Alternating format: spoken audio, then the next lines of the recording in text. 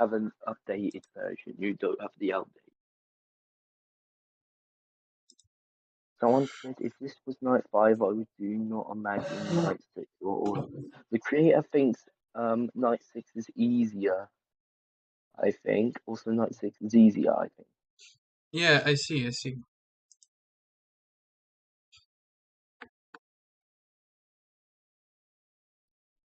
Oh yeah, guess who's online? Who? Andy. Oh wait, he's no longer online. Aren't you friends with WWW Oreo? No, I'm not friends with the creator of Finance Warriors, no. I do talk to him sometimes, but I'm not purely friends with him. You two sound like you'd be good friends. But yeah, I'm live right now on YouTube, getting ready for the premiere. Yeah, and I can't sleep because excitement of Junior's release,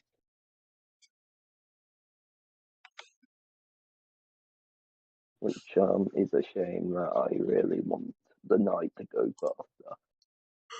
Just to at least watch this video, this full thing. Sorry, part one of this. I wanted it to be in one big part, but apparently it has to be in two parts. It'll be in two parts then.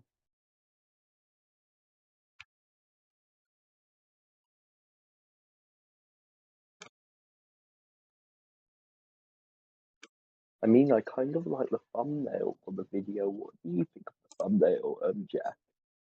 Yeah. It's amazing. Yeah. I'm just I the mean, reason for that yawn is because I've been bored for like an hour now. oh, do you what I was going to say?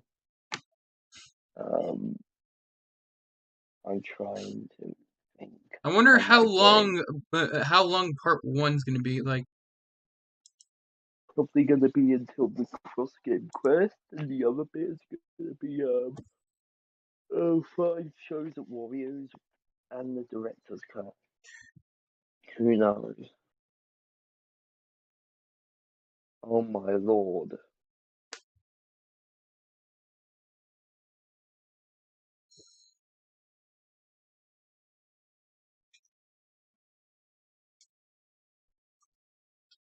now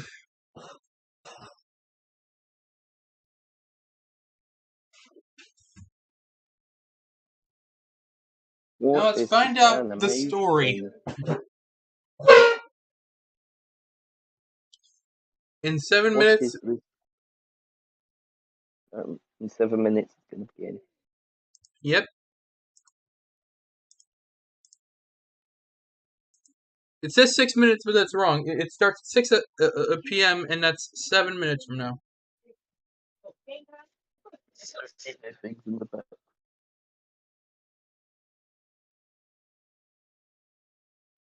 Hmm.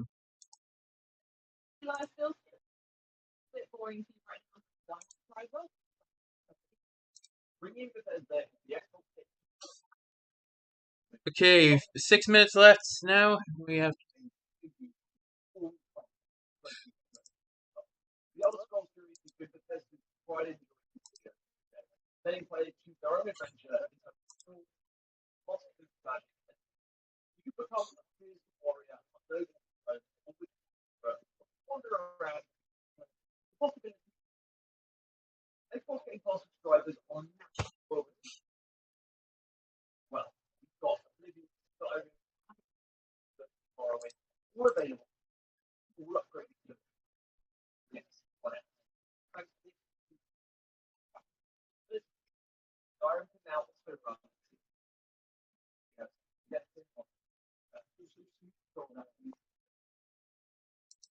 And while we're talking about the game, all the games never come to the series.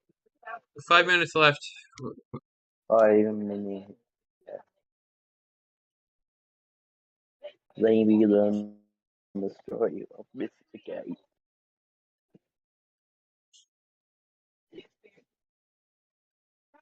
To make your way to Mr. Bruno. if your days alone in the desert didn't get you can do so 4-hour tips instead that take you online. The 20th season update, new content arrivals.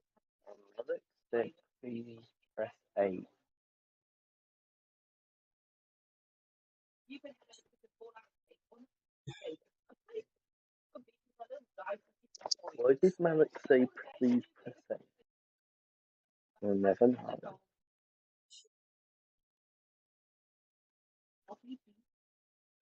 Ooh.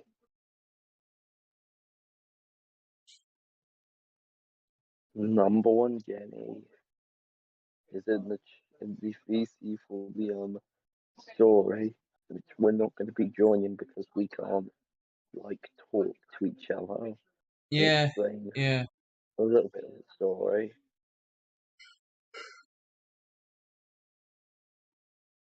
I kind of want to chat to you as the video plays so we can learn at least something new about the story.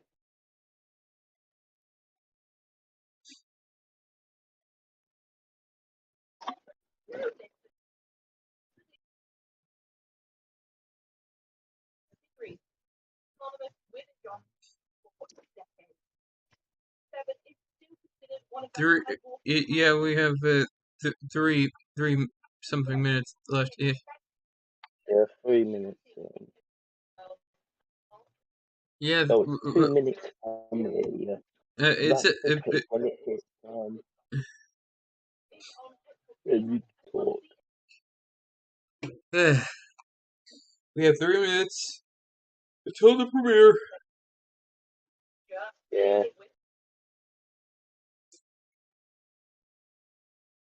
Wait, Are you ready for this? Are you ready for this? So we get to know what we know the basics of the story because the original story video. We know the basics. So Yeah. Now it's time for us to learn about. We're I gonna think learn this will give more us about. more lore about the book and stuff. Like more explanation on Entity 01 and stuff. Yeah. 2 minutes left. It's 60 seconds for me because as soon as it hits 1 minute, it will be saying it's ready to. Well, it's waiting until the stream starts. So yeah, I don't know why my YouTube said that. Probably because the British internet is something. Because we call this the Wi-Fi whitey. We don't. We call it internet or Wi-Fi. Fucking hell.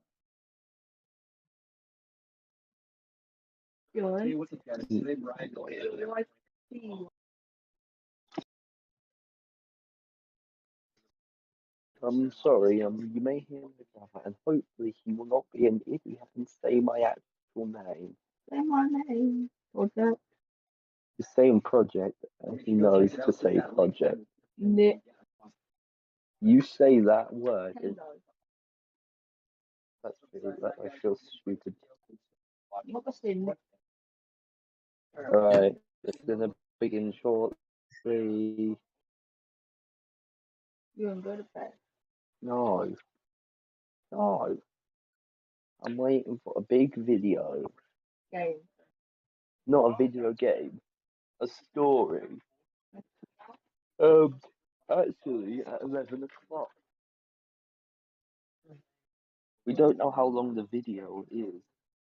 What the hell is everyone doing? These hashtags are sus. What do you mean the hashtags are? No, I'm not joking. These hashtags saying hashtag I love www Oreos milk. What the fuck? Should I be concerned? No, these are creeps. Get my gun. I'm using my sniper right now. These are cringe. I like this thumbnail. I'm hoping there'll be a one where it has literally a figure of Bruno but can't see his face, and the virus characters, as well as Emma and Entity, are above him for part 2. Yeah. Oh, look at that! Premiere has started. I hear the premiere music. I hear the premiere.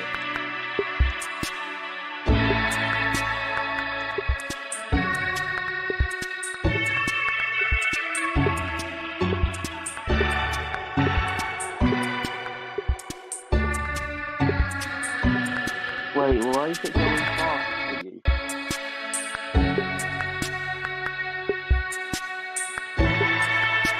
Does that actually work? Do you make it go fast?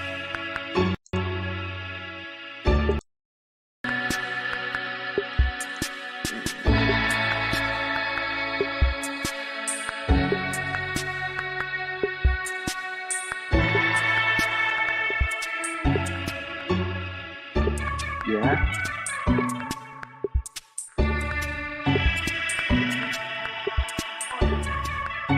Yes. I can't believe that actually a trick I've never used, Jack. What? You speeding it up and it actually speeds up the time. I can't hear you. Let me just turn up the volume on your end. Okay.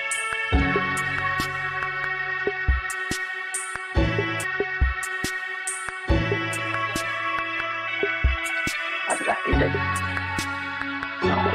10, 9, 8, 7, 6, 5, 4, 3. Okay. Oh, probably should change it to 720p. 1.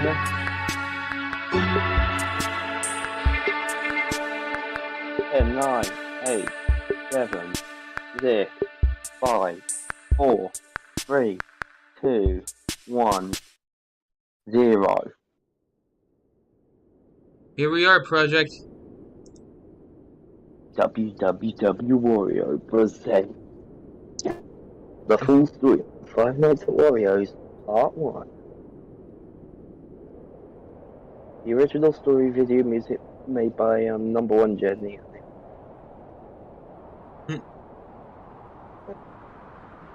The friends of Andy, or the graphics also by Andy. Written and edited by WW Ward.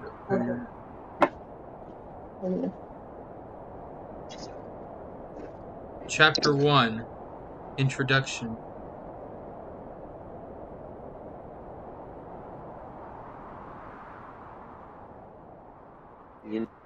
The story. Years ago, I watched a video from Markiplier, a YouTuber I checked in on from time to time whenever I wanted an entertaining horror game let's play.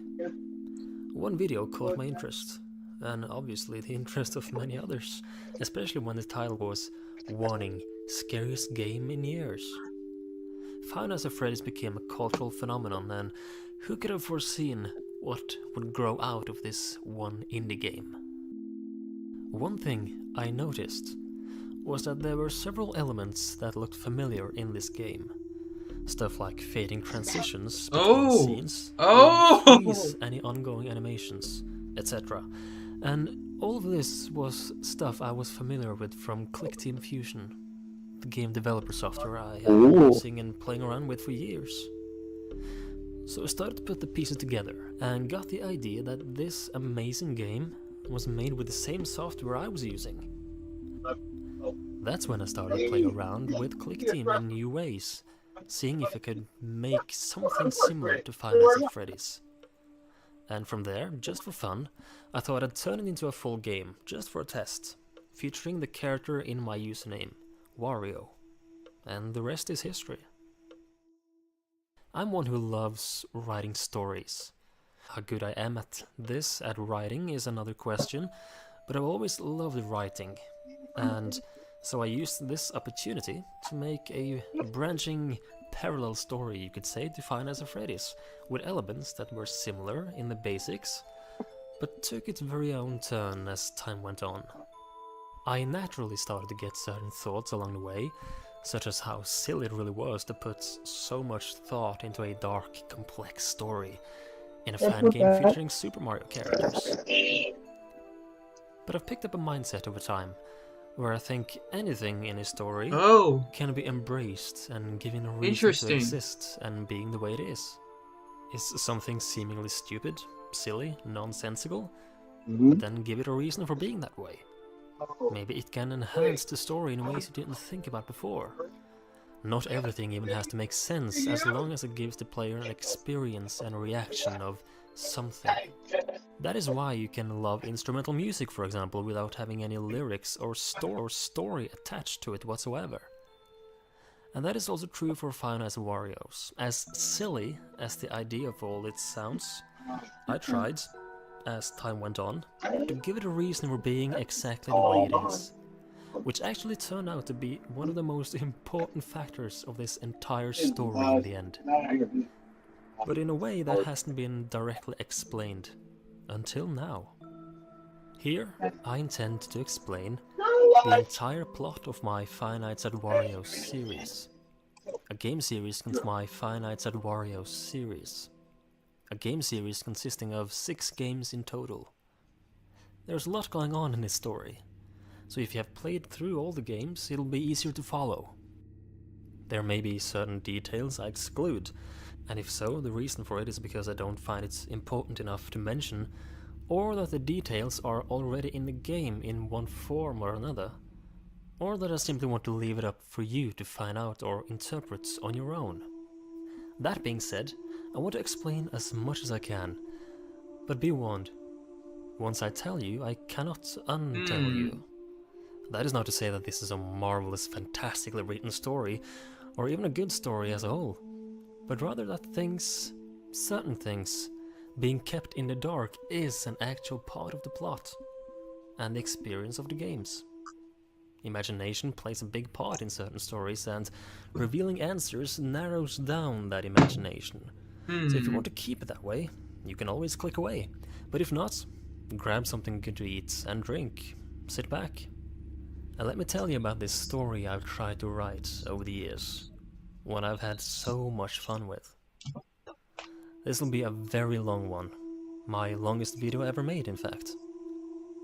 Whether or not the universe of Five Nights at Wario's will continue or not in the future is hard to say at the moment of writing this, but the actual game series of Five Nights at Wario's has come to a fitting end, and so I found it fitting to conclude that with this video.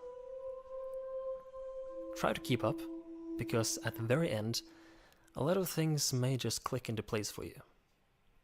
Let us begin. Chapter 2.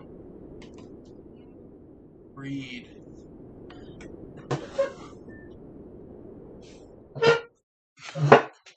This is a world, seemingly realistic, although with people and creatures in all shapes and forms. Many of these characters are ones we know about, Super Mario and all that which accompanies him in his journeys. In this world, however, they are not quite the same as we know them.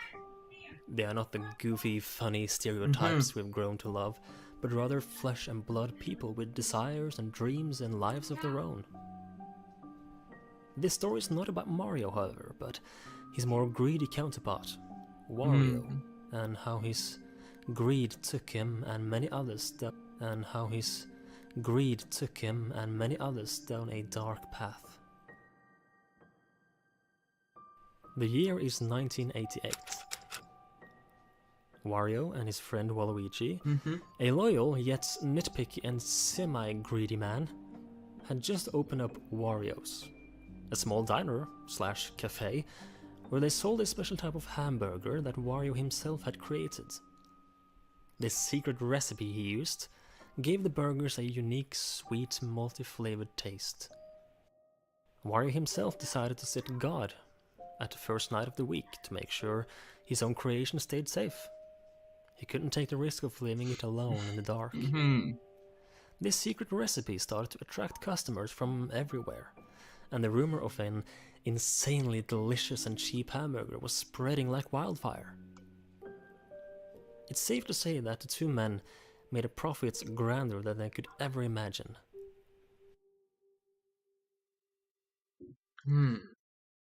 Years and years of solid income, and the two proud owners started to plan out the next big step in their business. A factory, one that can mass produce their unique product, as well as potential new products of the same quality. Enter 2004, 16 years later, and Wario's fast food factory is standing tall and ready, majestic and powerful in sturdy brown bricks. Wario had bought a piece of land that was very central, very big, and yet it had remained unpurchased for as long as he could remember. Strange, he thought. So naturally, this was the perfect spot to build his factory, and it didn't take long until he got the approval to do so. In this world, the people we know as Mario and Luigi exist as normal people as well. Italian men dedicated to hard work. Here, the four people and Mario's current wife, Peach Toadstool, were all close friends, and so, when the factory needed more manpower to keep up with the factory's huge production, the two Mario brothers and Toadstool were all hired with exceptionally good payment. Production was going very well, and sales were skyrocketing. For a while, that was. As time passed, the sales were starting to drop, slowly but surely. The interest in Wario's hamburger that were sold around various stores were fading away, and Wario, being a man who was attracted to the concept of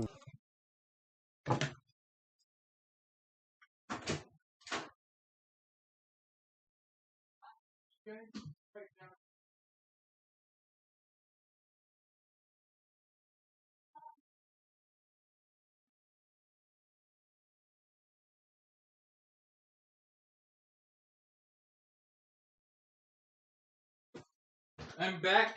Okay, I'm back. Let's unpause. You go on with the story.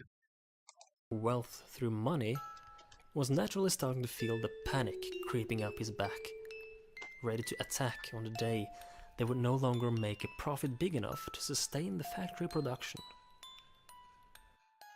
So what did he do? It was something he, nor anyone else, could have foreseen.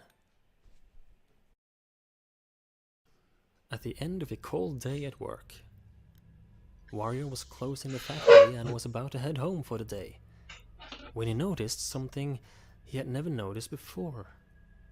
In the dirt, barely sticking out of the ground next to one of the factory walls, was an object that seemed to resemble a book. It naturally caught Wario's attention. Had this been here all the time? Or had someone placed it there recently? Either way, he went over to pick it up. It was stuck in the ground and he had to pull it out with lots of force. Shocked over what he was looking at, he could not stop staring at this old, smelly, worn-down book he was holding in his hands. Strange symbols of horns, teeth and other drawings he couldn't interpret filled the cover. But there was no text on the cover, and so he opened it up and started to skim through it. In here he saw drawings and ancient writings that, surprisingly, still used a similar language as the one they used in the present day. The book could only be interpreted as a witch book or a ritual book, seemingly from centuries ago. Wario was skeptical and felt uneasy how a book like this could end up in his property. That was until he came across what seemed to be a type of wish-granting ritual, accompanied by a drawing. The drawing caught Wario's attention and turned his fear into deep lust. The drawing showed several people dancing around a pile of money, food, gold, diamonds, crystals, weapons. It could all be Wario's. He could have it all in his own hands. All that was required was a sacrifice of the people closest to him. Although it mentioned nothing about what the sacrifice meant in detail. What should he do? Let the factory, his life's work, be destroyed? leaving him and his friends unemployed and ruined? Or could he just say a few words and get whatever riches he wanted? Was it a selfish or selfless action? According to himself, it had to be selfless, right? He couldn't even begin to admit to himself that he may just have done something cruel to the people closest to him, just for wealth. Because he did go through with it. Deep down in the factory's underground corridors, in a small room in the very depths of the cellar, he went through with a ritual. A ritual spell was activated. He could feel it, an uneasy feeling, lingering in the air as he went home.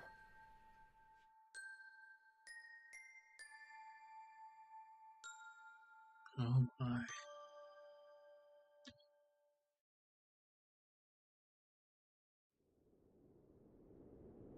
Chapter 3. Karma.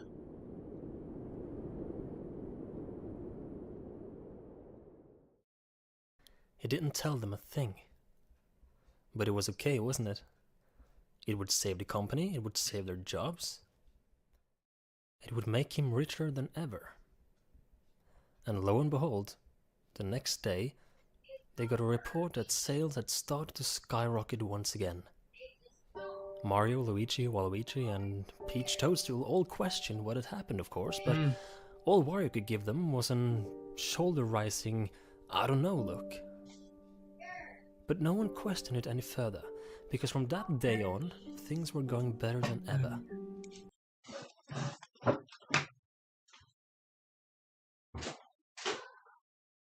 Can you guys be quiet?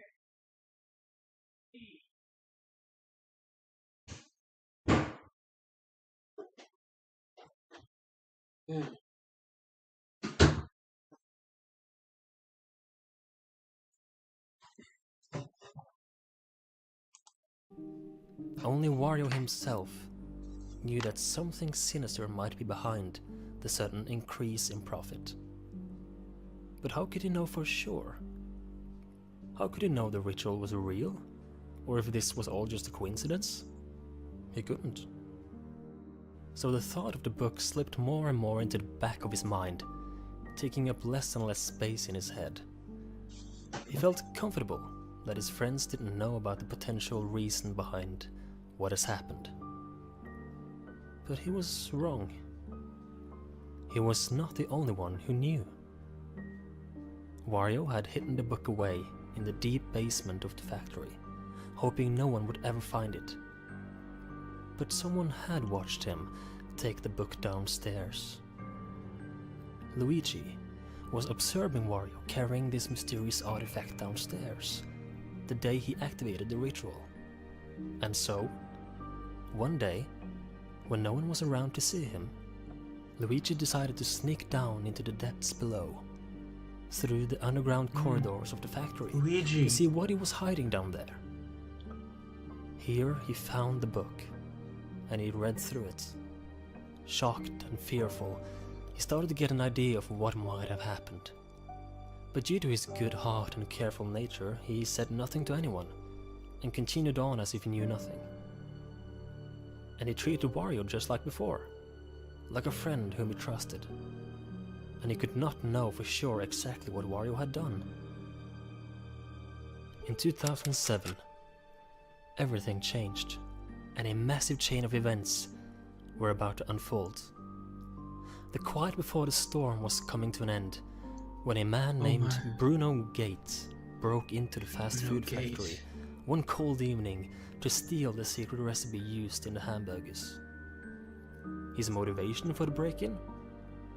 All we know at this point is the lust for money through the value of the recipe. He put on a big mascot costume he found in the factory, a costume known as Wario Man, in order to sneak around while staying anonymous. What he didn't know, however, was that Wario himself was present in the factory as well. And before he could locate the recipe, he suddenly found himself face to face with Wario himself in a corridor. Bruno, wished to stay safe. But he didn't have the intent of murder. But still, in blind panic and desperation, Bruno Gate plunged a knife into Wario, killing him, as his body fell backwards down a staircase, knocking out several teeth from the dying body in the process. Bruno felt a rush of adrenaline like never before. Oh my. He just took someone's life. He couldn't fully process it, and thus all he could feel was a sense of satisfaction. He felt powerful, unstoppable, and closer to his goal. A door down the corridor opened up, and the sound of the metallic rust screeched down the hallway. As it turned out, all 5 workers were present in the factory, something not foreseen by Mr. Gates, considering the time of day. There was only one thing he could do. One by one, they got slaughtered. There could be no witnesses. Oh my. He had to remain anonymous and safe. The last one standing was Luigi. But he did not run away, nor did he panic. He was simply in shock over what had happened in front of him, before a sudden wave of acceptance rushed over him. Lost in thought, he walked up to Bruno. Still lost in all of the things he had to take in, he finally looked up into his face, directly into Bruno's eyes, and almost whispered, "I know what he did." Bruno got a brief moment where he snapped out of his delirious rage and looked genuinely confused. Luigi continued with, "Do it," and pointed to a rope hanging above them. Luigi knew. Not in detail, not in the specifics, but he knew Wario did something with that book. And so, he let himself get killed, in the hope that whatever Wario did, it would be broken or cancelled if all of their lives were taken away. And since he was the only one left, with his friends laying dead in front of him on the floor, he accepted his death with open arms, all for the sake of the greater good. Everything was quiet once more. Bruno, standing with the blood-dripping knife in his hand, was trying to process the events that had just unfolded. But he resisted the thoughts storming into his mind. He pushed them aside. He could not deal with this now. For now, he had to find the recipe before it was too late. And there it was. Finally. Locked away in Wario's office, a classified envelope was hidden away. While he admired his discovery and was about to head for the exit, something else was going on. Luigi was wrong. His selfless intention did not lead to the result he thought. In fact, the opposite was true. The curse Wario had put upon himself and his friends got activated first now, after their physical bodies turned lifeless. The book, hidden deep within the underground tunnels of Wario's factory, started to move, shake, twist and turn. The pages were being torn apart, flapping and flying across the room like a twister or a tornado was raging inside the room. Then, it all went silent, before what looked like 6 purple puffs of smoke blew out of the book, one being quite larger than the rest. On the main floor, the bodies of the 5 workers were still in the hallway. Their spirits, on the other hand, had not left to an eternal resting place. This was part of the deal, part of the pact, part of the ritual Wario went through with earlier on.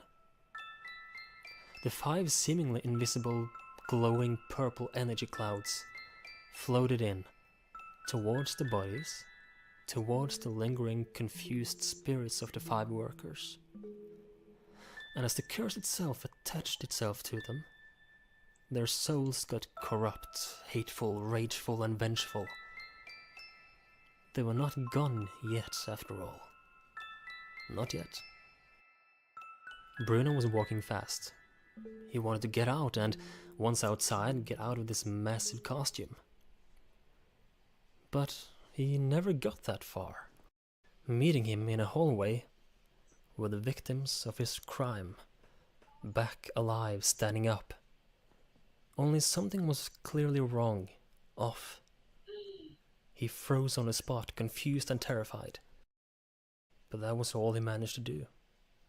He couldn't even think before the zombie-like corpse of Wario dashed forward and killed Bruno Gates on the spot, leaving him dead on the floor, trapped inside his costume. Hell had been unleashed. A curse which was only the beginning had taken root in the spirits of the 5 factory workers. They did not hesitate. They turned around and walked out. The parasite that was attached to them kept them from feeling anything. Not any satisfaction, not any human emotion, not anything. All they felt was a lust for revenge. The curse had an effect of numbing everything else and embracing chaos instead. What was this spell? Where did this energy, this curse come from? Does it have a reason for being here, for existing in the first place? All we know is that Wario's lifelong dream had become a nightmare for many others than himself, trapped in his dead body, while his inmost core was transformed into a monster.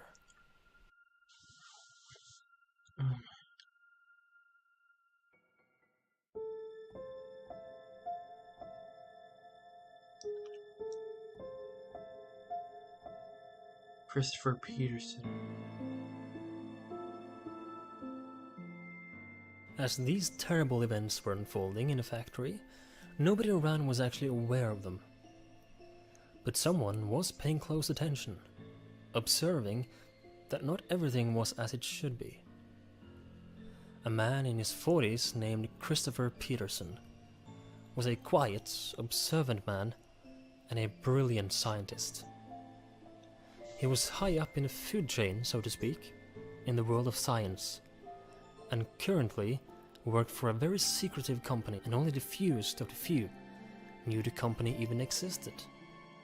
Christopher was studying the big questions, the fundamental questions of reality. Time, space, the human body, nuclear physics, as well as very secretive research. But his favorite topic and his area of expertise was time. Oh my. For long he had slowly but surely been experimenting with the idea of time travel and how time is structured. Few people had progressed this far in this field, except for Christopher Peterson. His wife was another persona we know from before, but similar to the others we know, this alternate world only shares some similarities with their origin. Rosalina, normally known in video games as a cosmic queen of sorts, is here merely a person, a normal woman, as far as we know, that is. She could feel Christopher starting to feel uneasy. She knew that he knew that something terrible had happened. Then he saw them. The dead, yet the walking, out in the dark corners of the street. He observed Wario and the others, as shivers went down his spine, as if his body was telling him that this was something nobody had seen before and nobody should approach. And so, Christopher's workflow picked up speed. He had to prepare. What he had seen, he knew there was a great evil behind it. He could sense it the day he saw them. And thus, he rushed to complete an experiment that so far had only been a theory in his mind. A time machine. A machine to move matter and perhaps even non-physical energies through time, Even though his dedicated research had reached a lot further than anyone else's, his knowledge was still not absolute of the structure of time. He told his wife about what he saw, and he told her about his plan. Oh my. If there was any good time to test his time machine, it was now. He gave Rosalina the instructions needed, hugged her goodbye, and entered his own creation, promising that they one day would meet again. He pressed the button, and within 5 seconds, Christopher was sent far, far away, to another age centuries away from our own. Rosalina was left there alone, but with the strong courage to stay dedicated, remembering what she had to do, remembering what Christopher had told her. And so she started her search for the 5 possessed bodies wandering around the streets outside. Eventually she found them, met them face to face. They stared each other down, but not for long. God. The frozen moment that felt like an eternity was broken in a few seconds, as the corpse of Wario moved towards her in aggressive manner. Oh. We paused Rosalina for a second. reacted immediately. Okay, I'll pause it for a second. Can we talk about some stuff that is completely different? One is, wasn't the original story like Bruno never had the Warrior Man suit in the first timeline? Yeah, now it's different. Yeah, and it's like all different, it's all confusing, but what I feel bad is, it isn't Bruno who's killing them, it's the entity controlling him. Because know how Luigi stood in front of Bruno? Bruno snapped back into himself, regretting his actions. So that is the entity basically giving him power, the entity that is one big blueprint ever since it started. But there's some scary pictures into this, such as Luigi looking at his dead friends with Bruno. Bruno looking creepy down the hall. And he was crying. I feel bad for Luigi, because now Andy's just revealed Luigi was part of some certain thing. He let Bruno hang him. He accepted death, which makes things worse for him. He thought this would ease their fate, but it didn't. Yeah. Pulling out the device Christopher had left for her. This device was a form of powerful electrical rod. The 5 cursed ones stopped, as if they had hit an invisible back in time. And slowly but surely, their bodies collapsed onto the floor, normal warrior leaving nothing but bright purple energies floating above them, which slowly got absorbed towards the tip of Rosalina's rod. A flash of white lit up the entire back alley, and everything was quiet. The air whistled a gentle breeze. Rosalina was on the ground, knocked back by the immense energy as she was breathing out in relief and anxiety. The bodies were laying lifeless in front of her. If everything went according to her plan, the cursed spirits were sent through time itself, backwards, to before whatever cursed them managed to get hold of. That didn't happen. In a state of hurry and panic, this is all Christopher and Rosalina could think of and plan out. But did it work? Were they all saved? Were the events reversed and undone? No. The results were not quite as planned. Something had gone horribly wrong. Somehow, Rosalina felt weaker. She felt strange. She did not know if this was due to the immense energy blast that had knocked her over, or if something else was happening. Somehow she felt drained, limited, almost cut in half.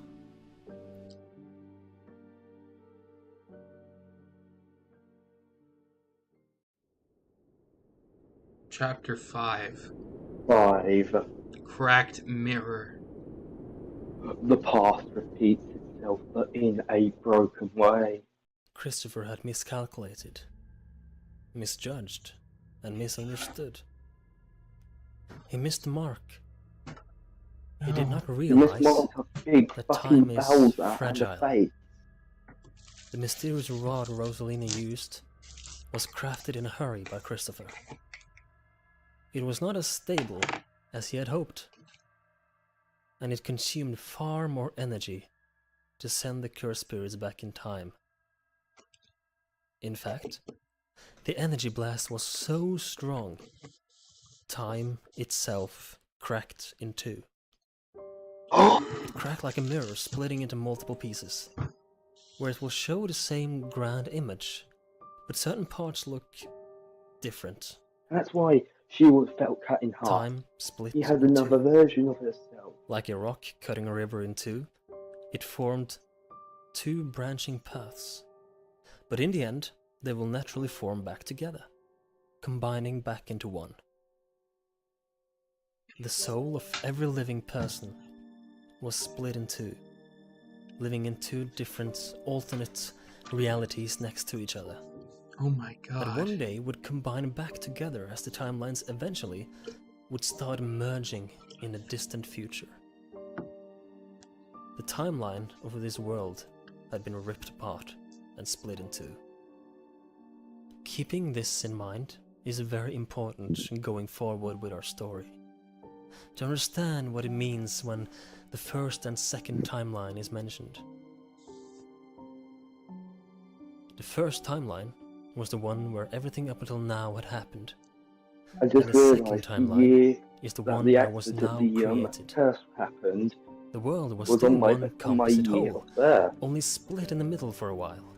This means That seems Rosalina's like and Christopher's plan was to send their spirits back to 1988, the year of Wario's cafe. And it kind of happened, but not in the way she foresaw it. This second and new timeline Oh my had now been god. created. And this new parallel flow of time is where the spirits of the future ended up. Can we quickly pause this just for me They to were say floating something? there. This is the last pause. Why are we acting like surprised at everything when we knew everything from the beginning? Well, Is it because of how new it is, how it feels? yeah, because we're getting more detail about it. Yeah, we're getting more detail. That wasn't in the original, but showed so much more. I'm hoping it shows the good ending. Like, at least Bowser blowing fire at Wario. That would be a good thing to see, wouldn't it? The Yes. animation people think it'd be cool. How he turned into dry bone Wario. Yeah. And what people Should or we people continue, like please? Yes, let's continue. I'm sorry. Hovering around without being attached to any physical bodies. And as neither Christopher nor Rosalina foresaw, the curse was still Cafe. attached to these lost Oh souls. my god. In this new timeline, the spirits of Wario and the others were now, in other words, living in two different places at once. Two different Half of places. them in their respectful bodies, They're both, while the their other half souls are came there, from the first normal and timeline and were cursed. now floating around, cursed in this newly established Wario's cafe. It was once again the first week of the cafe's life. Oh, I Wario like these was once again pictures. sitting night guard during the first nights of the week. And something was off this time.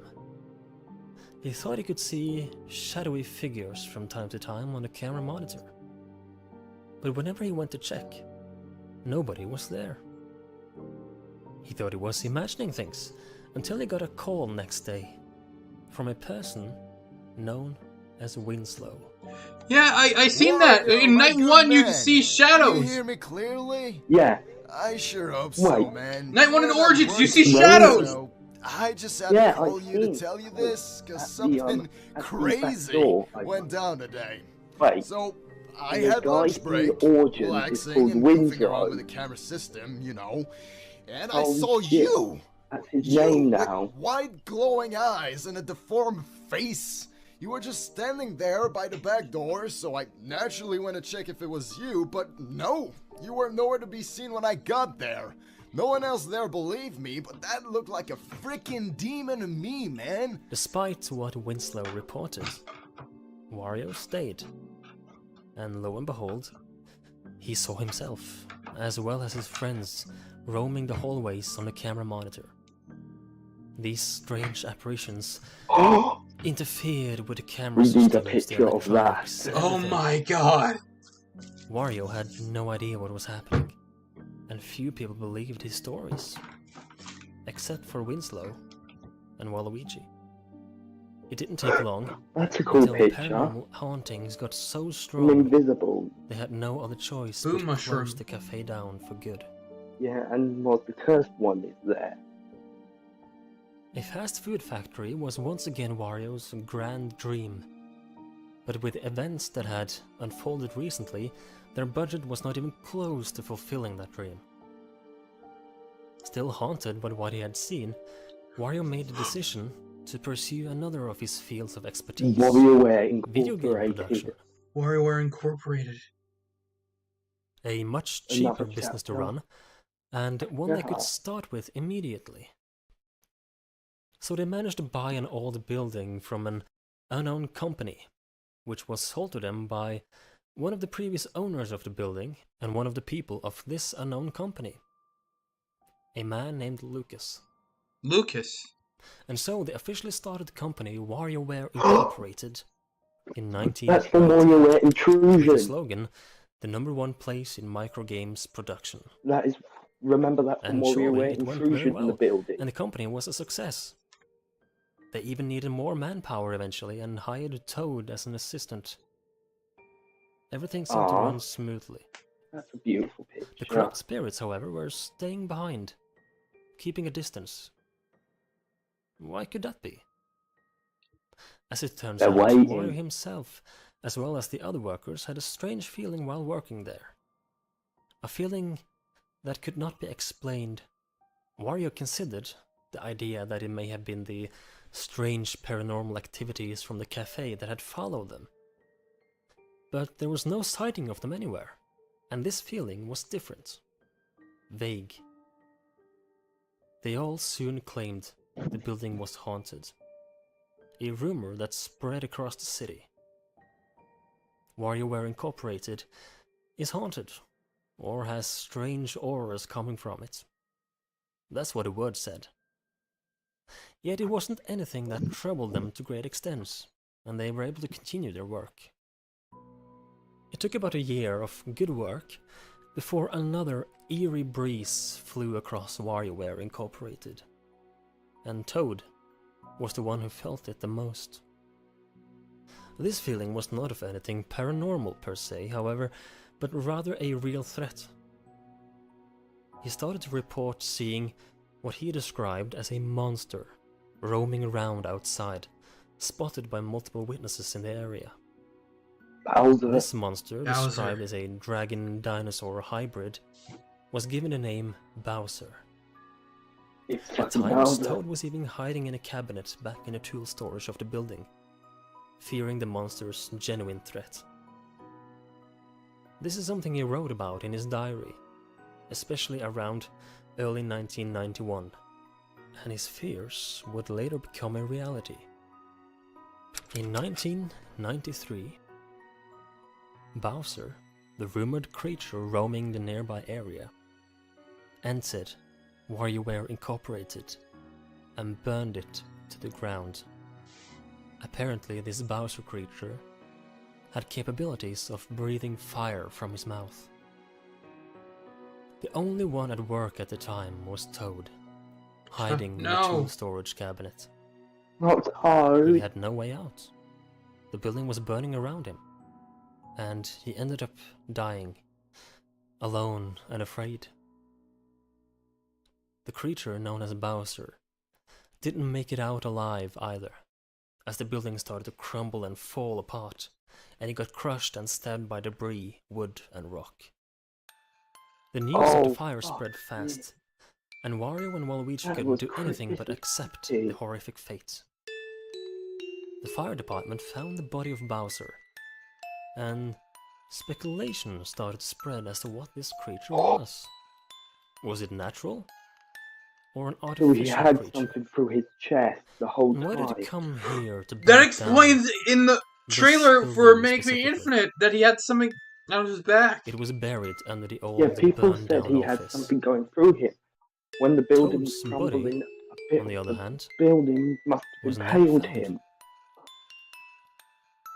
At this point, Wario and Waluigi had earned a massive profit, despite only running the production for a few years, and they once again had enough to get a loan and build the massive fast food factory, once again in 2004.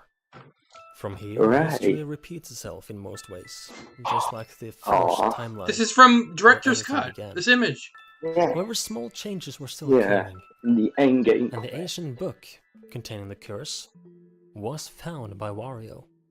But because their profit was still going well, he brought it down to the cellar, but didn't use it. Otherwise, they hired the three friends as workers like last time. Business was going well. Wait, everything was so seemingly he... perfect I thought he once didn't more. find the book in the second... Oh, That was oh, until, so this... just like last time, Right, this is... Bruno Gates decided to commit the crime of his life and try to steal the Of recipe. course, again. And just like last time, all 5 workers ended up dead by Bruno's hand. That's The only real creepy. difference Oh was my Luigi, fucking god, who did not Bruno. willingly accept his death this time, as he had no knowledge of any evil to stop. These half-souls, their bodies contained, left their respectful bodies and ascended somewhere. To a paradise, something of a peaceful place, it is unknown. Heaven. Exactly where, we do not know. This is, It's however, probably the point heaven where or just the possessed halves of the spirits that had been following them for years stepped in, and once again took over the bodies of the dead, killing Bruno shortly after. This is where history changes up from what originally happened before the time split. The cursed bodies of Wario and the rest stayed within the factory walls, and furthermore, no one who investigated the factory found these bodies. The fact that Wario and his friends were never found, and no one truly knew what happened, obviously meant the factory closed down, seemingly for good. Some even claimed the factory was cursed.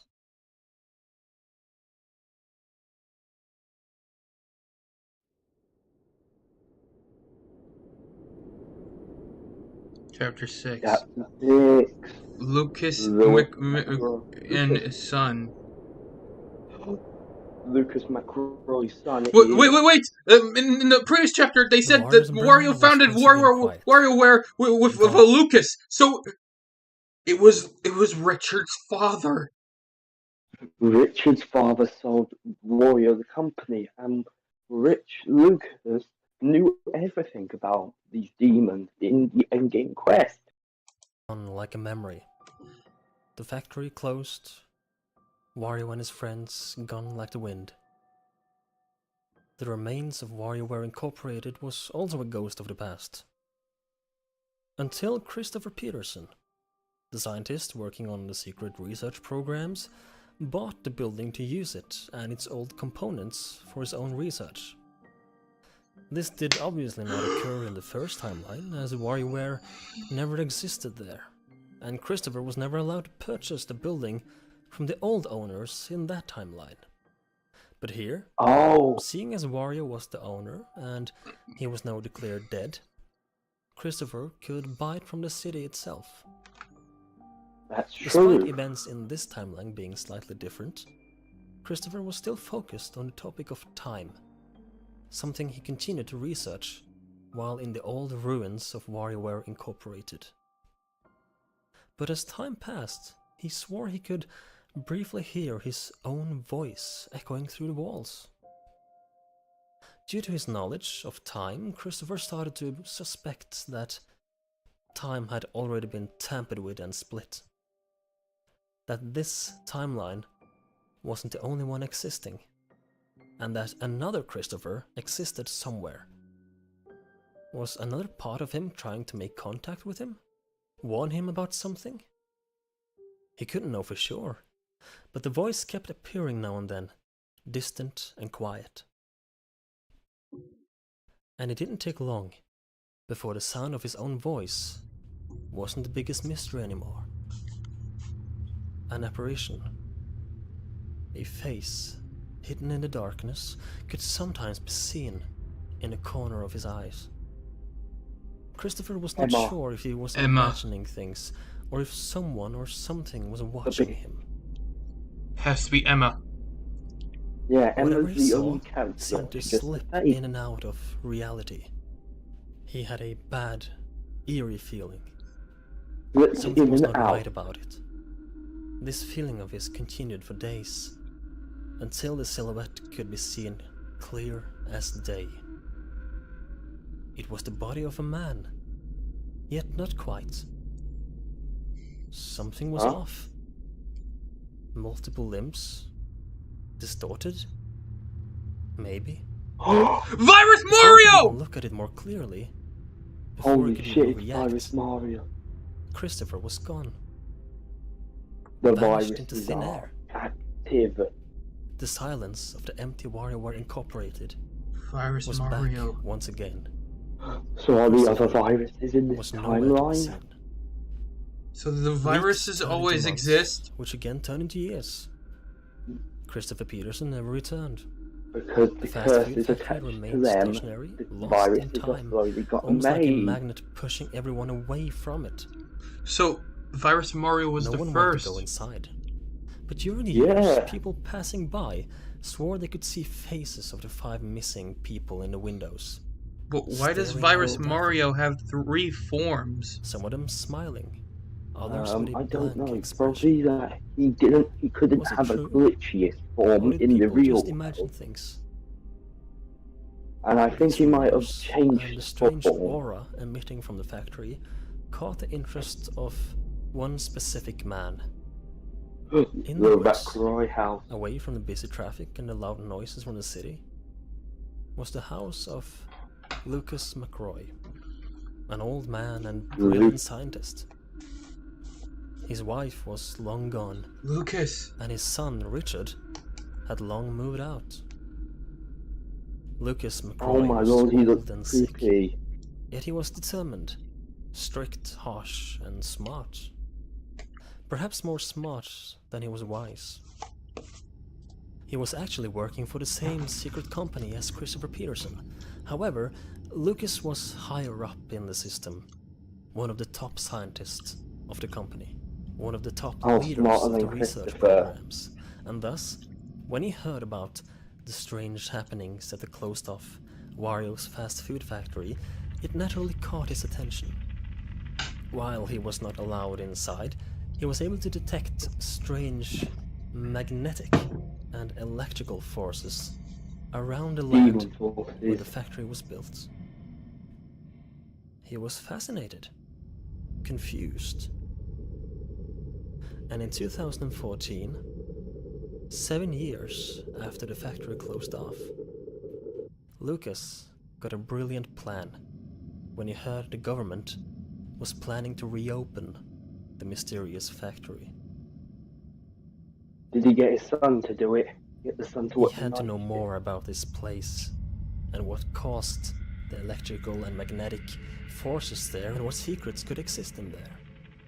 And so, he convinced his son, Richard, to apply for the job as a night guard, with a secret intention of using his own son as a method of obtaining data and information about the place.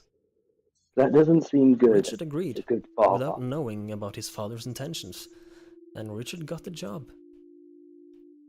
And the very next week, Richard McRoy began his new job as a night guard at the newly reopened Wario's fast food factory.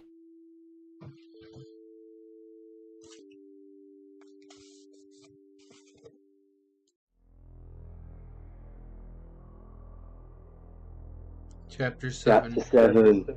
Five Nights at Warriors 1. Five Nights at Warriors. 7 chapters in and we already made it. So this is going to be a longer story.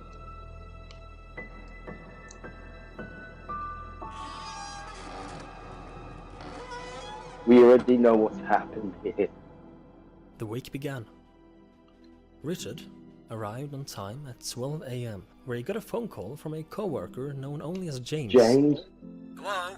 Hello? Are you there? James explained the work situation, what Richard's task was for the night, and that the factory had a dark past. Richard was confident that this was going to go well. That was until he started to see someone on the monitor for the security cameras around the factory. Deep in the darkness, he could make out what looked to be a short man looking back at him. At first, Richard didn't think much of it, seeing as the cameras were low resolution and black and white.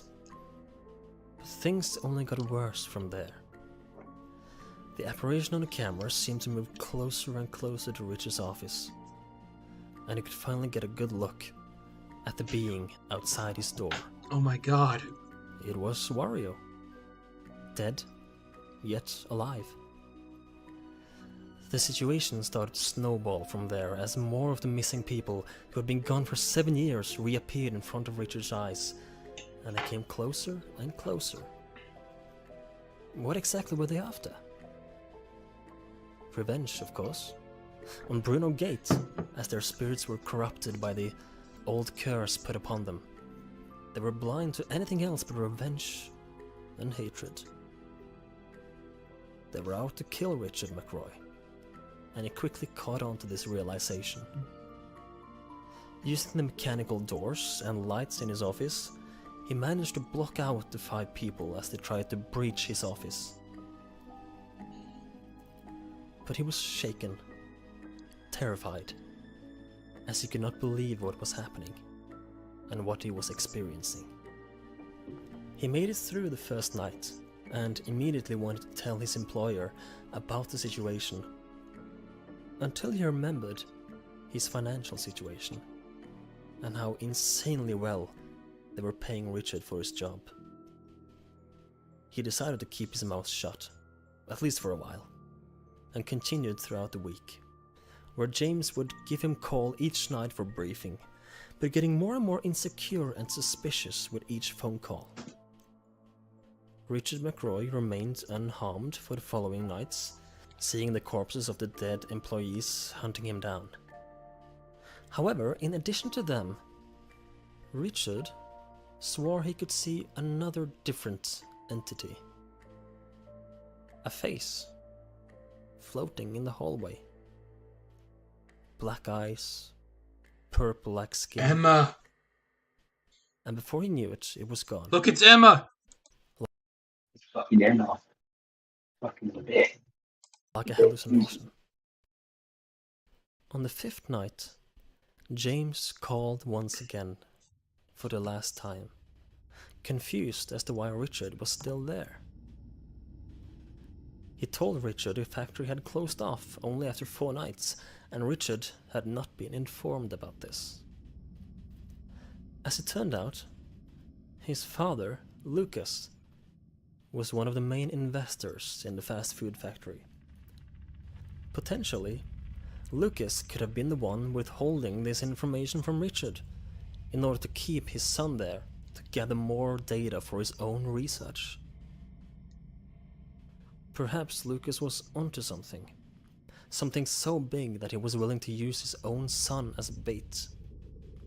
Wait, Rich McCroy was As actually James and bold? Richard were on the phone, James decided to come over and try to open the factory doors to let Richard No out. bad But as idea, he got James. closer and closer to the factory and finally arrived, an electrical buzz could be heard through the phone. James was gone. James was vanished. Did Wario kill him? Or what happened to him? As Richard No, he did got everything in his teleported, power to didn't he? survive the 5th night, The clock hit 6 a.m. That explains and one of the paths in the factory mode. What? You know, one of the paths of the factory mode, you have to have Fights of Wario's 1 up to have the cameras, check cameras. Yeah, the original FNAF, original Five Nights at Wario's with the seller. Yes, we had to have that on, and guess who was the phone guy? James. automatic lock But on the as you doors probably knew, unlocked, the and he escaped, cross-game and he quest. ran back home. The 5 dead ones remained inside the factory walls for a while, wandering around with no sense of time. Wario's fast food factory closed off, and this time for good. But there was one more soul inside that still had not left. The spirit of Luigi? Bruno Gate Bruno had Gate. not been able to let go, and had thus returned to his dead corpse inside the mascot costume he died in. And slowly but surely, his consciousness returned and became clear. He knew what he had to do. It did not take many weeks before Lucas McRoy passed away, something everyone around him, including his son Richard, had foreseen. Richard was now alone, or so he thought. Luigi. As time passed, increasingly terrifying nightmares would become a Five Nights at common Wario's occurrence. for Dreams of FNAF 4. events back in the Warriors factory, dead faces jumping on him to tear his eyes out, as well as a surreal common dream of watching a television screen.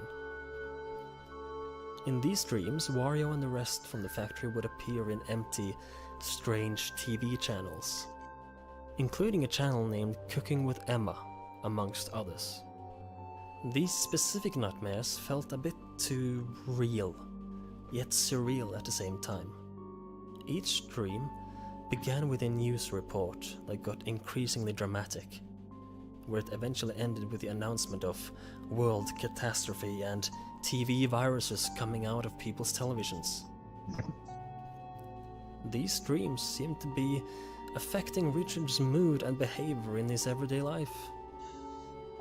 Were these traumatic nightmares alone, or were there more to them? Throughout a week straight, the nightmares... Wait! I just realized something! Yeah. Remember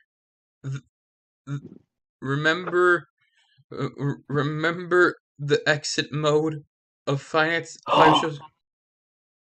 No, I think it's when you beat The all out TV, loads of the theatre. TV in the exit mode. It had Have we these been same sitting channels. So Richard was in Emma's and Entity's world. He saw it in his The dreams. worst and strongest, So you can access where the Richard world would in dream your of dream. a tall, twisted version of Wario that felt more threatening, more Demon menacing Wario. than the rest. Demon. What this meant, or if it had any meaning at all, was unclear to Richard at the time. As it turned out, back in the abandoned factory, everybody had left. Except for 2. The lost and confused soul of Bruno Gate still roamed the factory halls. And the dead body of Luigi was laying on the floor, without moving an inch. His corrupted spirit had left the body, and was now somewhere else.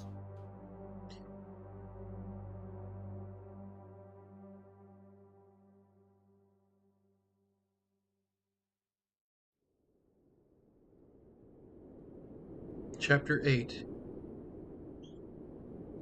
Thomas Taylor's Discovery. Five Warriors 2. Yeah, Thomas Taylor. 3 years passed since the reopening and closing of Wario's fast food factory. The dead still roamed around in secret looking for the one, as they called him.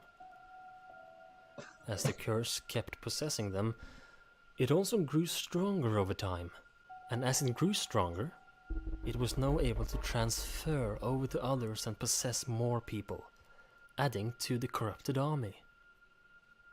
Wario dug up and found the corpses of Toad and Bowser back at the old WarioWare Incorporated, and brought their dead bodies back to life, acting as soulless killing machines. He went on further to corrupt 2 more living beings, a girl named Ashley, as well as Yoshi. Those 2 stayed behind, but he kept them secure and under his control for later use. It was at this time in 2016, late 2016, that WarioWare Incorporated was reopened from the ashes. A certain person had bought the old company and had started to renovate it, bringing it back to life once more.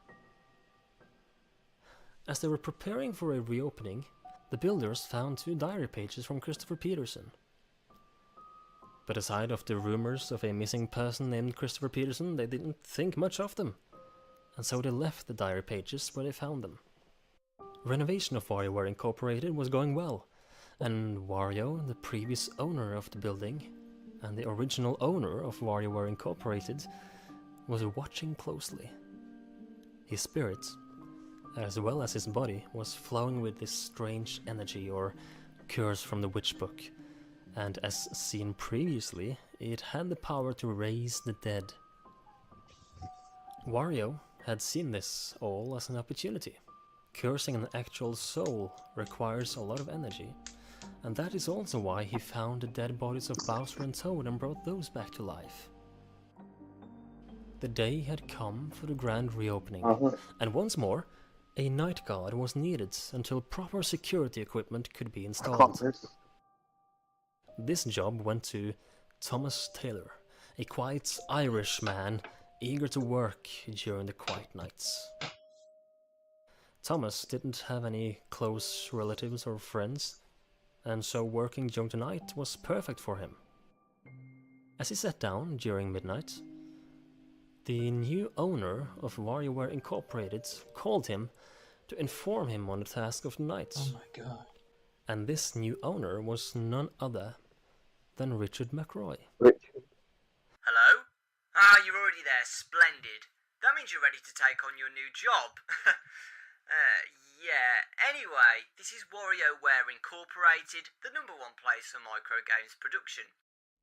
Richard sounded confident, strong, and almost like he was having fun, and mentioned to Thomas that the place was rumored to be haunted, referring to the old rumors when Wario and Waluigi was running the place back in the 90s. He also informed Thomas that Richard himself had experienced hauntings before, referring to his night shifts from back in the factory. The night shift began, and it did not take long until Thomas began noticing movement on the security cameras. It was Wario and the rest, who had of course been following the process of the reopening of his old studio. Anyone they could torment, torture, and eventually kill, they would. It was always fueled by the extreme emotions the Kurd brought out in their hearts. And a night guard was, just like in the factory, the perfect target. All of this contributed to the curse growing stronger. Although Thomas was older and wiser than Richard was... You still there, Project? Yes, I am. He too decided to... Is it like midnight for you? It is actually midnight. It is Saturday, and to be honest, Jack, can I say something? What? I don't give a fuck. It's past my bedtime. I don't give a fuck if my parents want to kick my ass for it. I'm a full-ass man, Jack. I don't care if I'm 15. I identify as a fucking man. Okay, multiple just be nights quiet. Payment. Although he tried to report his experiences, but was only met with laughter and strange looks. Richard was the only one who believed something strange was happening, even though Richard himself was acting strangely. He was surprisingly calm. As the week progressed, the rumored dragon Bowser and the old missing employee Toad appeared, hunting Thomas down alongside the rest of the dead crew.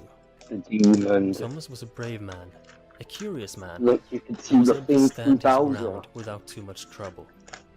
And yet, Richard McRoy was sounding more and more insane Bowser, you each night on the phone. fuck. On the sixth and apparently final Am night I of the week, muted? No, the fuck. Thomas I'm not, I'm started to sorry. hear a demonic tone in Richard's voice. Now it's your turn to have some fun, eh? Ready, set, go! As it turned out, the corrupt spirit of Luigi was possessing Richard, where he was used to lure people into the role of another security guard. At this point, Richard was fully possessed by Luigi, and the real Richard was now hidden somewhere deep within. At this Wow. point, Thomas felt it was time to leave for good, making this his final shift. But as he went to rush to the exit doors, they were all shut tight, alongside the windows, making them impossible to open. He could not get out. All he could do was to hide in the office until somebody could come and save him, as his phone signal somehow wasn't working properly to make calls for help. The next night arrived, the 7th night, with Thomas still stuck inside, and he got yet another phone call from Richard McRoy. As Thomas was standing up from his chair, something strange occurred. Richard's voice on the phone was abruptly cut off, and the sound of electric static took its place, followed by dark, backwards talking. So you better give them a warm welcome.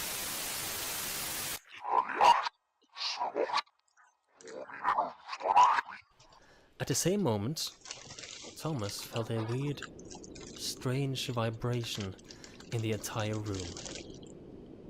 Something was happening. The walls, the furniture, everything seemed to warp and twist for a brief moment, before everything seemed to stop once again, and the night continued as it had for the last week.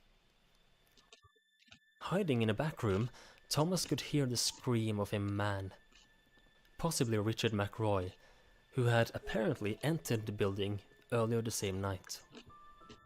The hours passed by, and Thomas managed to survive the final night and finally managed to escape the building. Here he was met by the police and a witness named Matt Parker, who had called the police after hearing Richard's scream from within WarioWare Incorporated. Just a few minutes ago, Richard had apparently came running out of the building and was now on the run from the police. Thomas tried to explain what had happened, that he had been locked inside the building for the last 24 hours with entities as well as Richard McRoy hunting him down. Thomas slowly calmed down, realizing it was all over and he was okay. That was until he saw the newspaper article the next day about the incident he was involved in. Thomas began his job in October of 2016, and yet the newspaper article had the date May 8th, 2017. For some strange reason, 7 months had slipped by during his 1 week of night shifts. Thomas was speechless. He remembered the strange vibrations during the final night and came to the conclusion that this had to be connected to the unbelievable time slip that he now was experiencing. What Was the it hell? connected to the beings he encountered? Or was something else hidden within WarioWare? He had to get deeper into what this was all about. During the next night, he made his way over to the old Wario's fast food factory. Richard told him he had worked there, and so he simply had to figure out more about what was going on. There were simply too many questions in the air for a curious man like Thomas Taylor. So he broke into the abandoned factory and made his way down to the deep tunnels in the cellar. They kept going deeper and deeper, with keep out signs hanging in numbers. As he arrived He at went in the the very basement. deepest room, he felt a strange pressure in his head. I The remember room was this. small, with an old smelly book laying on the table. He noticed his watch was going crazy and his compass was spinning Wait, in all directions. Is that the and all room of his electronic we equipment visit? were working properly. He had that It one was secret as in if director's it cut. had some special magnetic field. Thomas was curious, slightly frightened, and mostly intrigued. To check that it wasn't just his own equipment malfunctioning, he went upstairs and brought down lots of electrical equipment. And as soon as he tried to turn it all on at once, it happened.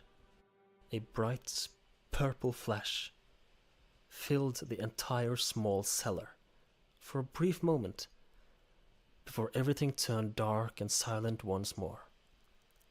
And Thomas Taylor was gone. Thomas Taylor, no.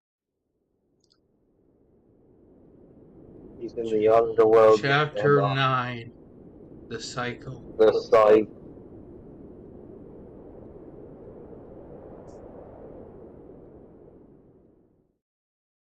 After the events in the mysterious WarioWare Incorporated, the Cursed Ones continued the search for revenge.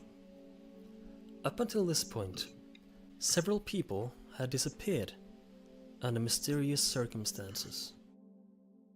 Christopher Peterson, disappearing suddenly in the old WarioWare Incorporated back in the 90s.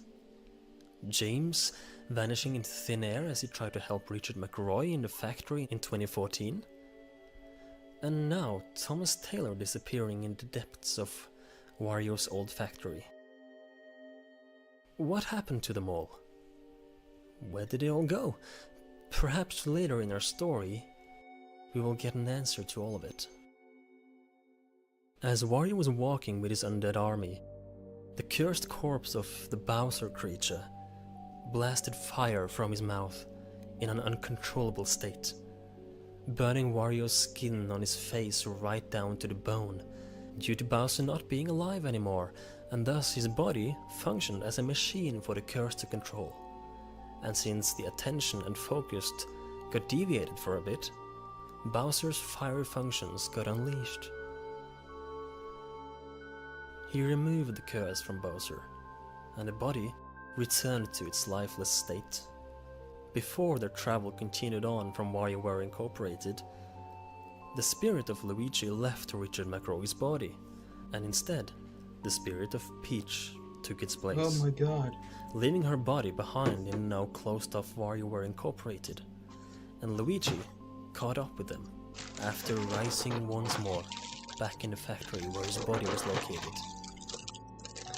They were going to continue to use Richard McRoy to further hunt down people in a never-ending spiral of revenge. It was now late 2017.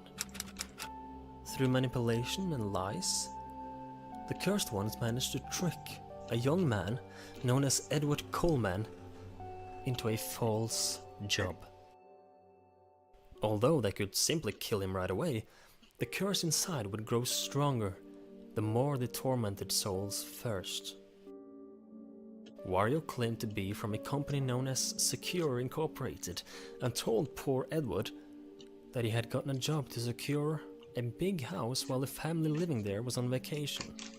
Wario tricked him. Edward Coleman, being young and naive, applied immediately and traveled to the house in question the very same night. This house was the one and only McRoy family house. As Richard was now the official owner after his father's passing, the house was empty and acted as a perfect place to bring victims to.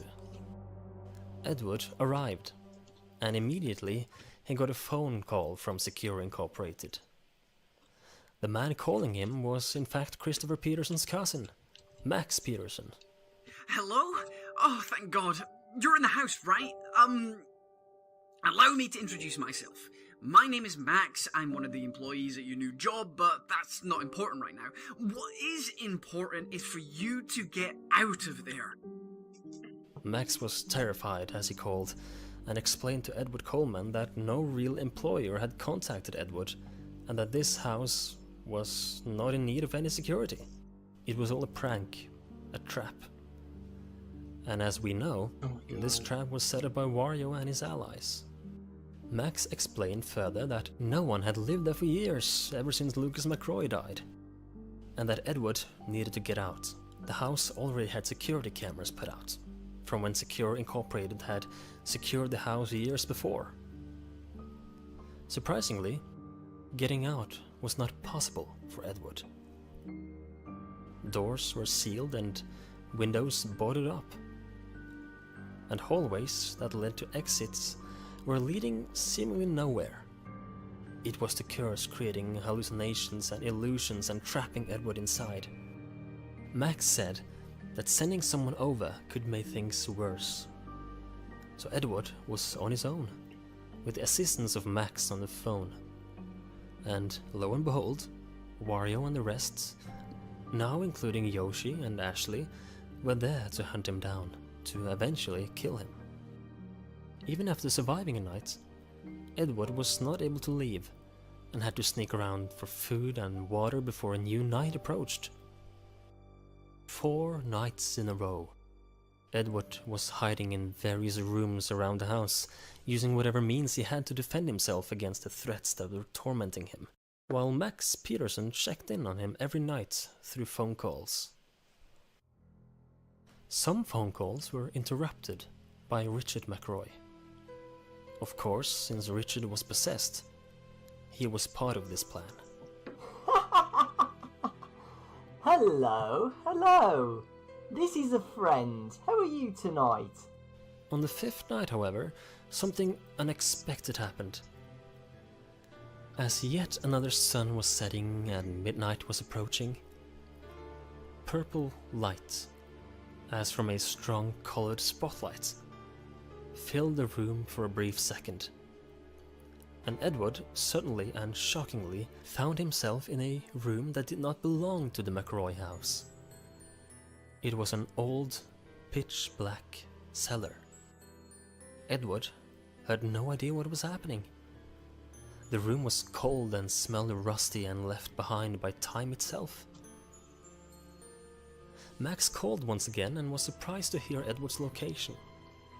Max could confirm that the McCroy house had no cellar. Where exactly did Edward end up? Why was he seemingly teleported to this place? Before Max could say much more, Richard McCroy stormed into his office and stabbed Max Peterson right in the back. Max died in his office chair. Richard, fully possessed by the spirit of Peach, picked up the phone and talked to Edward for a short moment, saying he was coming over very soon, before hanging up. The spirits were always on the hunt for the one, and every time a soul was tormented or killed, the curse grew stronger. Edward, using the night vision camera on his pad, managed to survive for many hours during the night, until finally Richard McCroy himself came down there. Without hesitation, Richard killed Edward in cold blood. Silence. A pause, before the possessed Richard McCroy brushed it off as, "So it wasn't you either." All of them, Richard, Wario and the rest, walked through the deep cellar and walked back upstairs, and exited Wario's fast food factory. This cellar was none other than the old cellar of Wario's fast food factory. During the many years of possession, the curse had grown strong enough to be able to transport matter through space, and now they transported Edward Coleman and the rest from the McCroy house into one of the many corridors of the deep cellar in Wario's factory. But why? You're fucking with me. Why teleport Edward and themselves away? And why to Wario's factory of all places? They continued their search for the next victim. But this is where the journey, on one hand, would come to an end. Rosalina had been watching ever since her husband Christopher disappeared in WarioWare Incorporated. On a deserted road in the middle of nowhere, she met with him, face to face, carrying one of Christopher's inventions with her. A rod. The very same rod Christopher made for her in the first original timeline, only this one was more stable and powerful.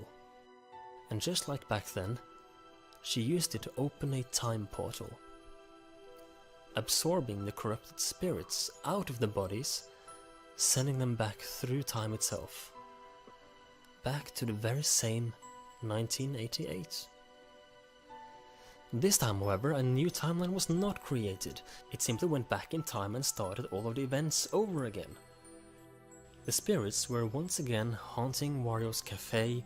Wario once again bought a building from an unknown company and started WarioWare. It once again burnt down, and the rest of the events that followed were identical to before. This second timeline was now stuck in a loop, a cycle that seemingly had no end. The timeline repeated itself countless times, and only one single event was eventually able to break it.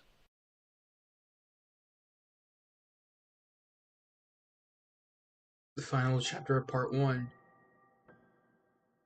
Chapter 10. Chapter 10. Acceptance. Acceptance. The events of the second timeline repeated themselves countless times. How many precisely? No one knows. But it did not go on until the end of time. In one of the many cycles, a slight alteration occurred. An alteration that would end this loop once and for all. In the McCroy house, Edward Coleman was once again hiding, only this time the house had pieces of an old music box scattered throughout the various rooms. As Edward was hiding in fear throughout the nights, he picked these pieces up and brought them with him. Not being entirely sure why himself, but he did it. He just had a gut feeling that this music box would be important. On the fifth and final night, he was once again transported into the depths below Wario's closed factory, and all the pieces of the broken music box were collected. He had tried to assemble and fix it the day before, and as he was down here in the darkness, all he could think about was to play it. Even though it would risk the evil entities finding him, he just felt it was the right thing to do. And to Edward's big surprise, a person came running down towards him. A person trapped inside a Wario mascot costume. Bruno Gate.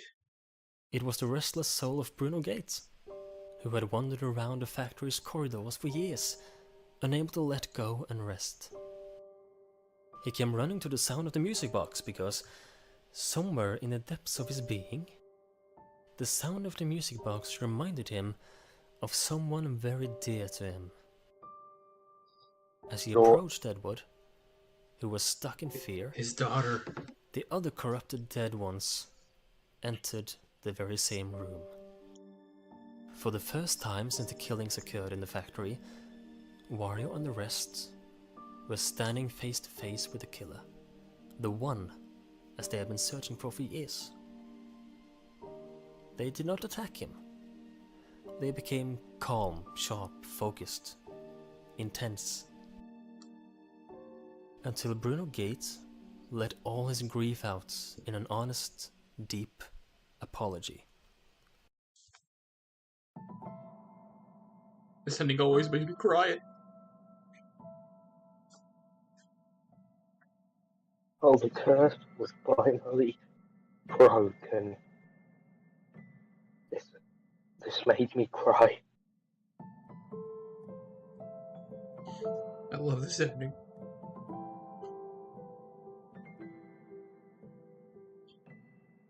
It's you.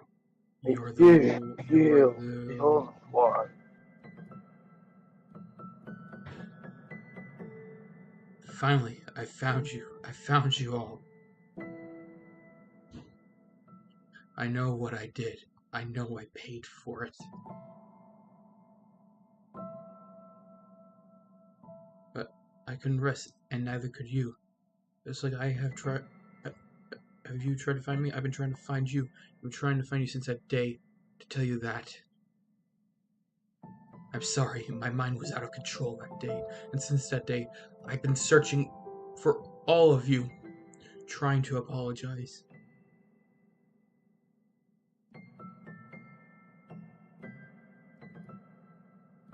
I used this suit, this costume, to perform actions I couldn't handle afterwards.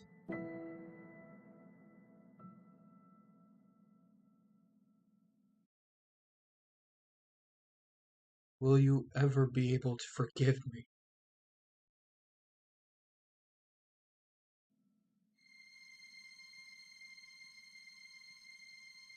They will forgive him. This is beautiful. This is beautiful. Look at their souls, free, at peace.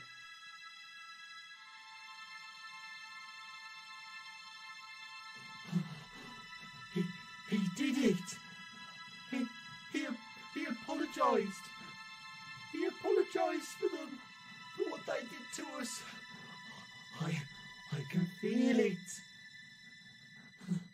Their forgiveness has brought peace to both him and them. I feel relieved.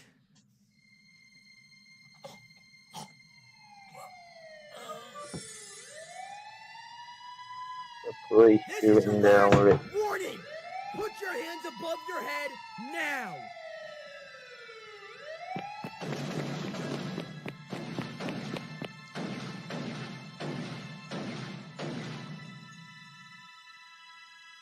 I am free.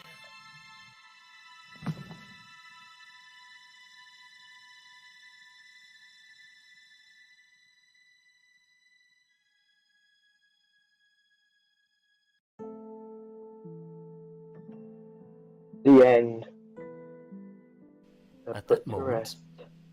a deep relief and acceptance illuminated deep in all of their souls, and they finally managed to detach from the curse.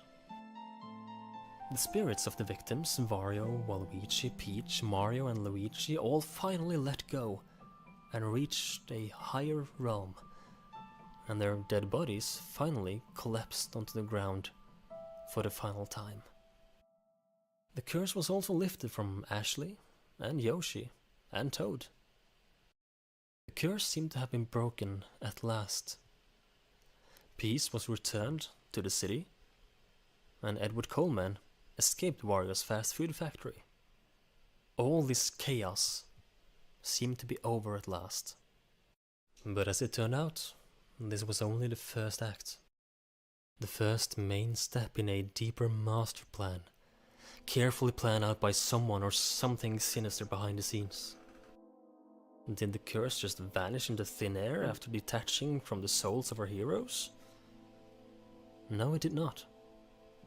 It was very much alive and stronger than ever. Instead, this dark energy latched itself onto Bruno Gates' spirits like an animal jumping on its prey. And Bruno's soul was starting to get pulled downwards.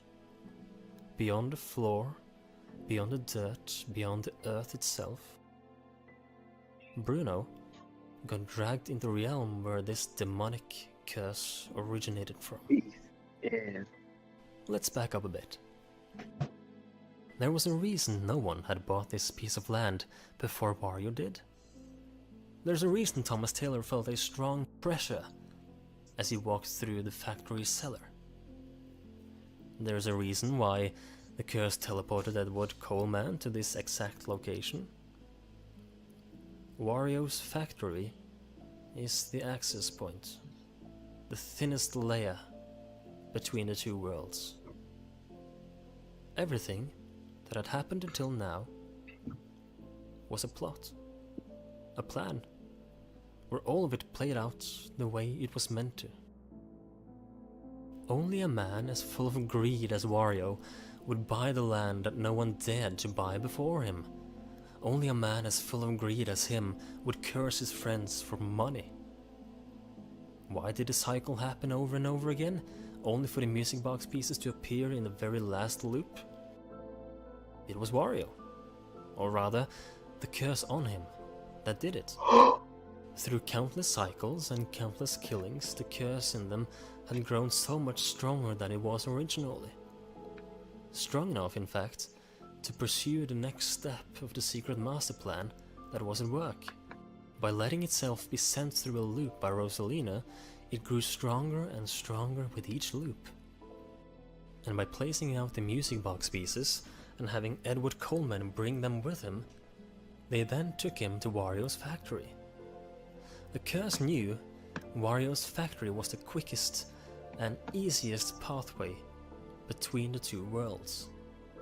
And it knew Bruno Gate was still in the factory, and that he, Bruno, was the key to break this attachment to the souls. As Bruno apologized, the souls found peace. Everything seemed to be over for a moment. But now, this evil energy that had been feeding off the spirits of Wario and the rest for countless years and countless cycles of years were free and stronger than ever. And the next step in the master plan was to take Bruno Gate's spirits with them to the realm below creation. This could only be done now, and not before. The curse had to grow strong enough for the task, and Bruno's spirit was a strong one, explaining why it could even remain in his body after death. Bruno Gate, who thought he finally had found peace, was dragged down, pulled into another dimension altogether. He was always the main target, not Wario. Wario and the others were just a bridge to grow stronger. But why did a curse need to drag a human soul down to this mysterious unknown realm? And why did it need a strong spirit like Bruno's? We will learn more about that a bit later. So you may be wondering, how can a curse know something? Is it sentient? Intelligent? Well, remember when the curse was first released? How one of the purple lights, the purple smoke puffs, released from the book was bigger than the others? Because it was Emma. What was that? It was Emma. It's time to dig deeper and see what's hiding underneath creation itself.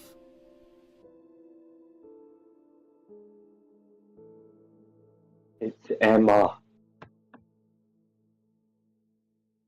Should we continue to... No. But that was fun, wasn't it? That pig, that big one, was actually... The big one was actually Emma. I was beginning to think it was for Bruno. How long have I been streaming? Oh, Almost 2 hours? not long. Almost 2 hours. Now that this is over, can we chat about more about the story of what bits you thought were the scariest and what bits you thought that was more confusing than ever?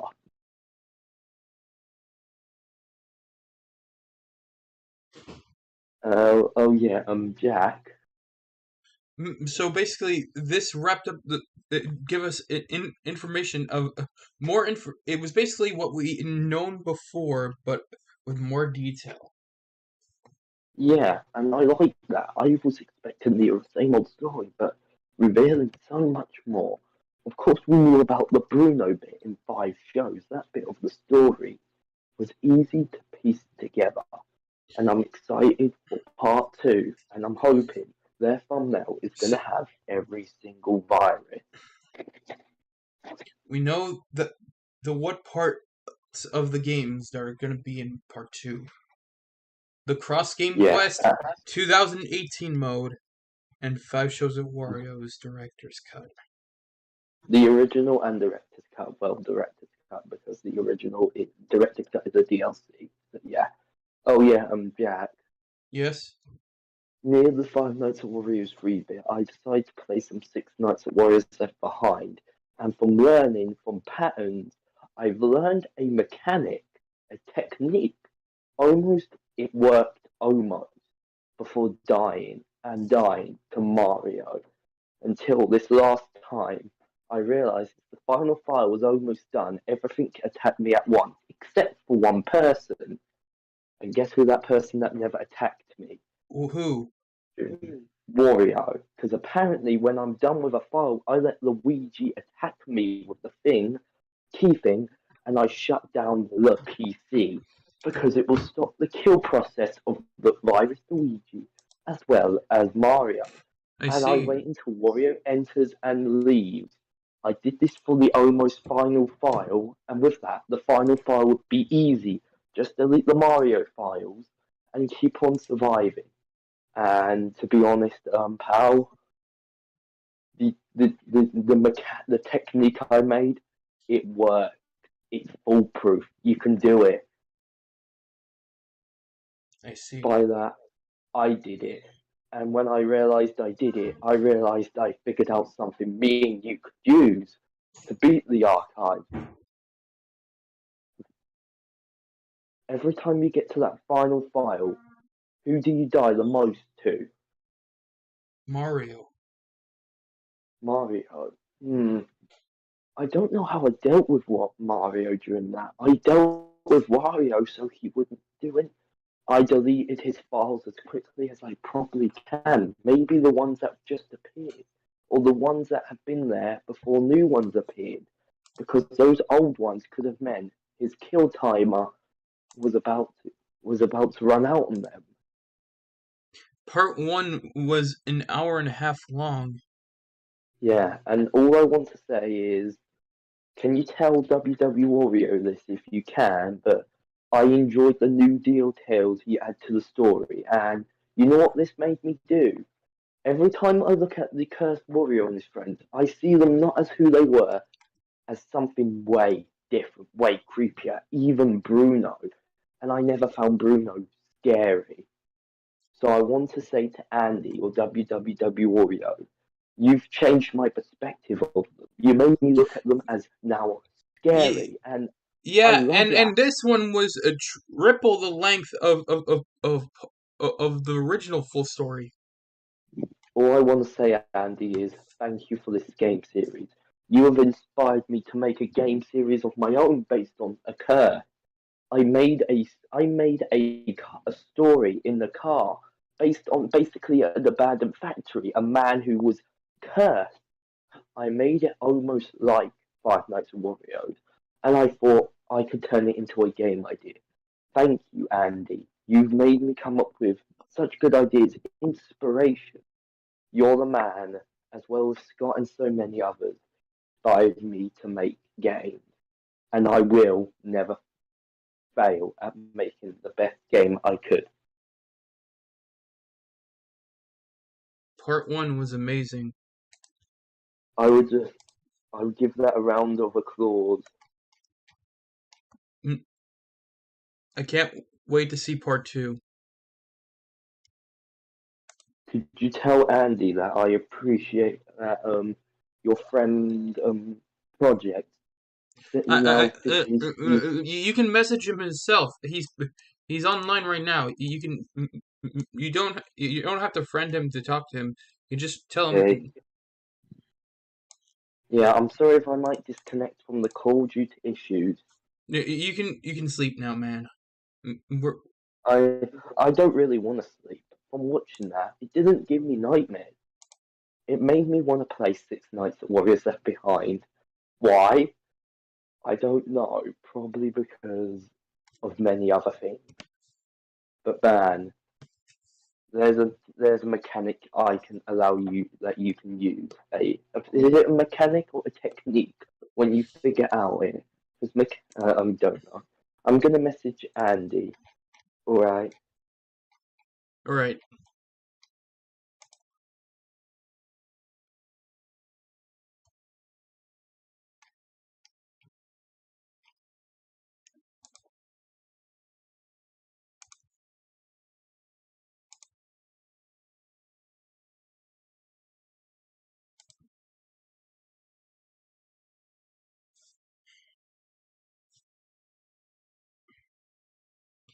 I'm gonna end the stream here, guys. It's been nice. And I can't wait for part 2. Yeah, I really want to chat more on Jack. You're the biggest Wario fan I have ever seen on the internet, and I thought I was the only big one. And I Well, just want to say, Well, I've been a fan of Fights of Wario's for a while now. I known about it when it first came out, but I never became a fan of it. I known about it, and I known its lore, but I wasn't really interested in it until the version 2.0 versions came out. alright, I'm gonna continue making the message. I'm gonna need to use my mic. I'll still be in the call, but I won't be able to hear Okay, you I'm or gonna end the speak for a stream while. now.